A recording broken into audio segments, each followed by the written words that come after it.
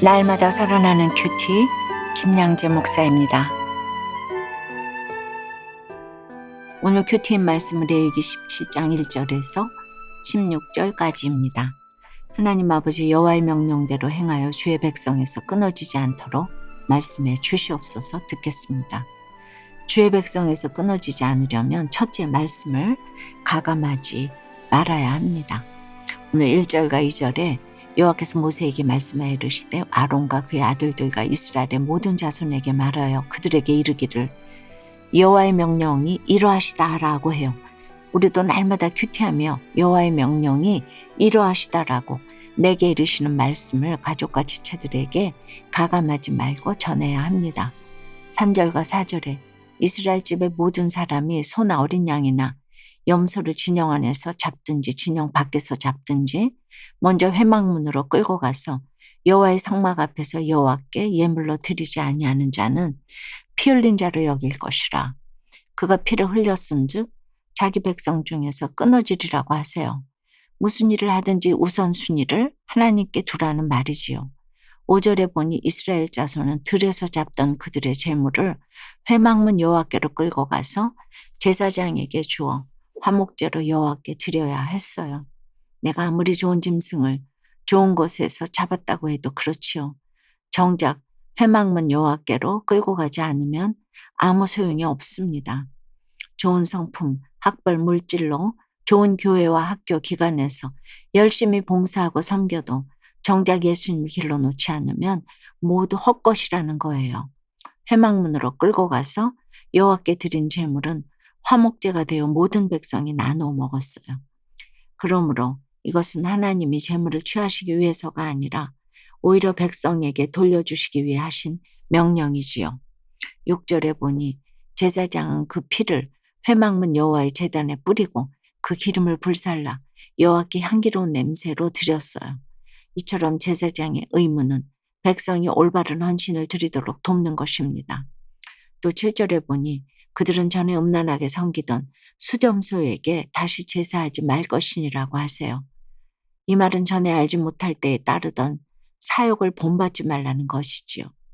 가나안 사람들은 풍요를 상징하는 바알과 아세라를 숭배하면서 집단 혼음을 행했어요. 이 세상의 풍요는 우리를 악하고 음란하게 만들 뿐이지요. 그런데 8절과 9절에 보면 하나님의 명령은 이스라엘 집 사람이나 혹은 그들 중에 거류하는 거류민이 번제나 제물을 드릴 때도 유효했어요. 내 집에 이방인이 손님으로 왔다고 해도 이방의 풍속이 아니라 하나님의 명령이 우선이어야 한다는 것이지요. 누가 내 옆에 있든 없든 여전한 방식으로 큐티하고 예배하며 하나님의 명령을 따르는 것이 주의 백성에서 끊어지지 않는 길입니다. 적용 질문이에요. 내가 하나님의 말씀을 교묘하게 가감하는 것은 무엇입니까?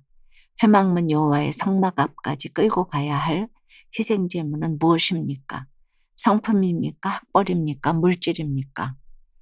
주의 백성에서 끊어지지 않으려면 둘째, 생명이 피해 있음을 알아야 합니다. 10절에 이스라엘 집 사람이나 그들 중에 거류하는 거류민 중에 무슨 피든지 먹는 자가 있으면 내가 그 피를 먹는 그 사람에게는 내 얼굴을 대하여 그를 백성 중에서 끊으리니 라고 하십니다. 고대 근동에서는 동물의 피를 먹는 것이 일반적인 음식 문화였어요. 그런데 11절에서 하나님은 육체의 생명은 피에 있다고 하세요. 그래서 생명을 상징하는 피가 속죄의 수단이 되는 것이지요. 예수님이 우리 죄 때문에 피를 흘리실 것이기에 하나님은 창조 때부터 피를 구별되게 다루셨어요. 그런데 12절에 보니 이스라엘 자손뿐만 아니라 거류민들도 이 명령을 지키라고 하십니다. 왜 그렇습니까? 생명의 주권자이신 하나님이 모든 피조물에 대한 소유권을 갖고 계시기 때문입니다. 또 13절에 사냥에서 잡은 짐승은 그것의 피를 흘리고 흙으로 덮을지니라고 하세요. 14절에서도 모든 육체의 생명은 그것의 피인즉 그 피를 먹는 모든 자는 끊어지리라고 하십니다. 하나님이 사람부터 야생동물에 이르기까지 피의 규정을 모든 육체로 확대하시는 것은 모든 생명이 하나님께 속해 있음을 보여주시기 위함입니다. 여러분 어떠세요? 모든 생명이 하나님께 속해 있음을 믿으십니까? 하나님이 아닌 나에게 생명이 속해 있다고 여기기에 생명을 가볍게 여긴 적은 없으세요? 세상 수렴수를 섬기던 음란한 제사를 그치고 오직 하나님만 섬기기 원한다는 한 성도님의 큐티인 묵상 간증이에요. 저는 지난해 10여 년간 다니던 직장을 그만두고 친구와 창업을 했어요. 교회 공동체 주체들은 동업은 위험하다며 저를 만류했지만 당장 눈앞에 수십억 프로젝트가 보이니 공동체의 권면을 무시했지요. 그런데 창업한 지 불과 몇 달 만에 계획한 일들이 하나씩 틀어지기 시작했어요. 함께 창업한 친구도 그만두고 예정된 큰 규모의 프로젝트는 모두 연기되거나 다른 업체에 넘어갔답니다. 저는 이런 상황이 도무지 이해되지 않아 하나님을 원망했지요. 그런데 그들은 전에 음란하게 섬기던 숫염소에게 다시 제사하지 말 것이니라 라는 오늘 7절 말씀을 묵상하다가 저의 악함이 깨달아졌답니다. 그동안 저는 프로젝트를 성공시켜 줄 것 같은 유력자들과 돈을 하나님 자리에 놓고 섬겼어요. 겉으로는 하나님의 기업을 만든다고 말했지만 속으로는 세상 수렴소들을 섬기며 하나님 없이도 성공할 수 있다는 교만으로 가득했지요. 사업의 어려움으로 벼랑 끝에 선 지금은 제 힘으로 어떤 것도 할 수 없는 상황이에요. 하지만 이 일이 저의 구원을 허락하신 하나님의 사랑의 심판이 인정되니 오히려 감사합니다.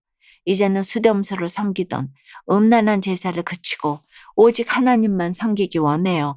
저의 적용은 회사가 나아갈 방향을 제가 계획하기에 앞서 말씀과 공동체에 물으며 정하겠습니다. 주일 예배와 수요 예배 등 모든 공예배를 빠지지 않고 참석하겠습니다입니다.